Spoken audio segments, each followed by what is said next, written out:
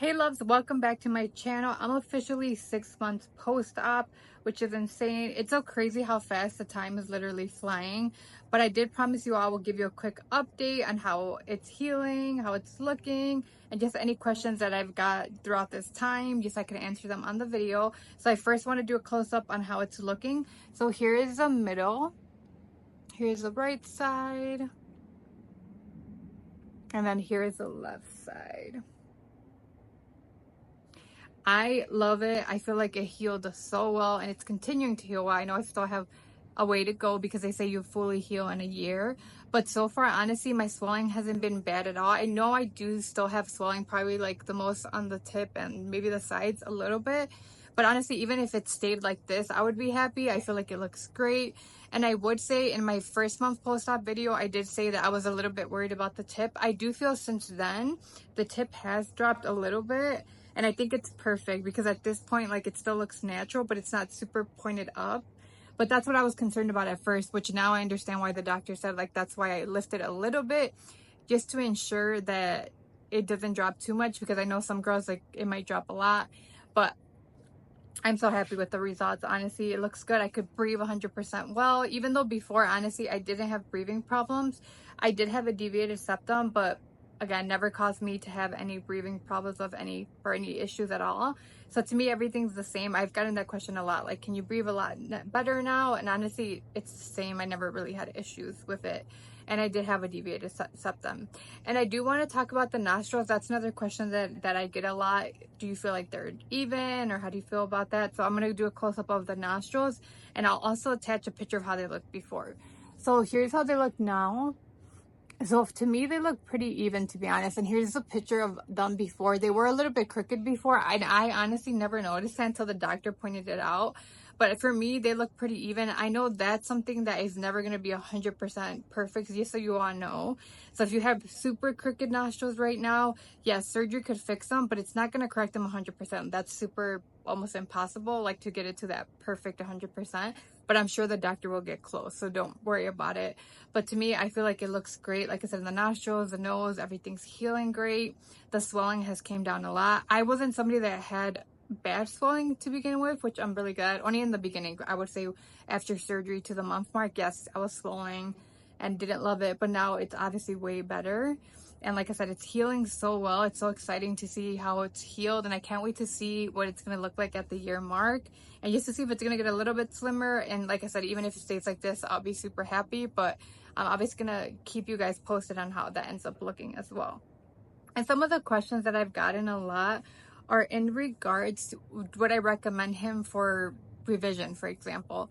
And to be very transparent with you all, I can't sit here and say, yes, I recommend Dr. Selim for revisions, because I went to him for a primary. I didn't have filler.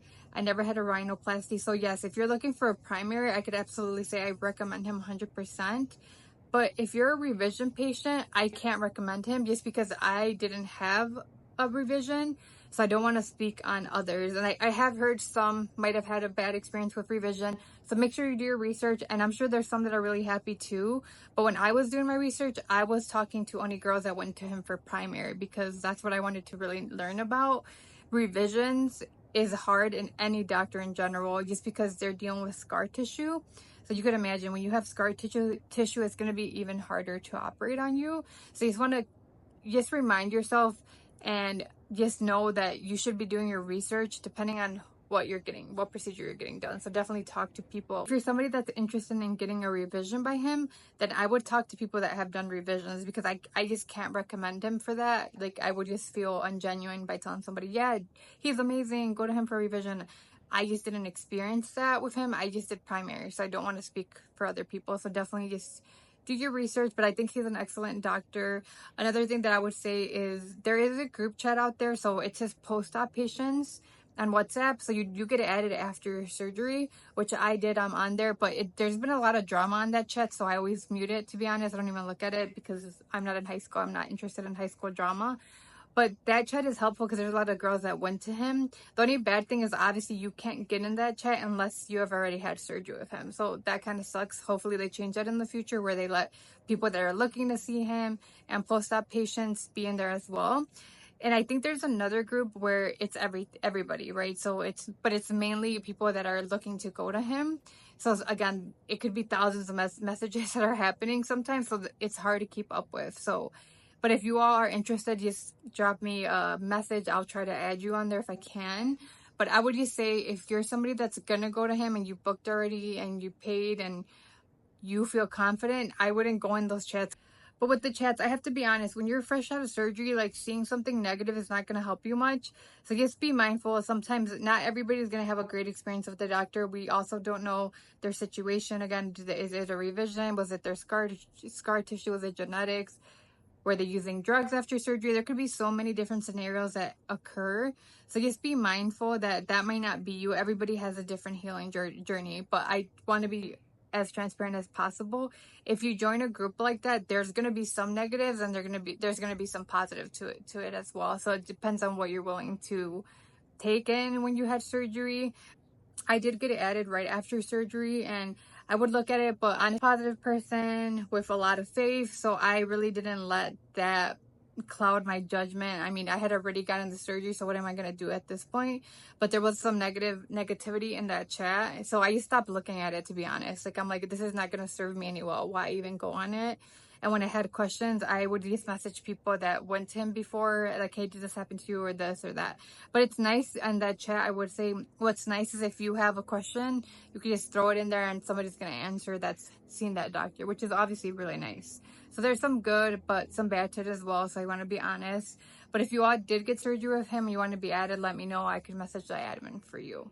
Yeah, and another question in regards to how many patients should a doctor be seeing?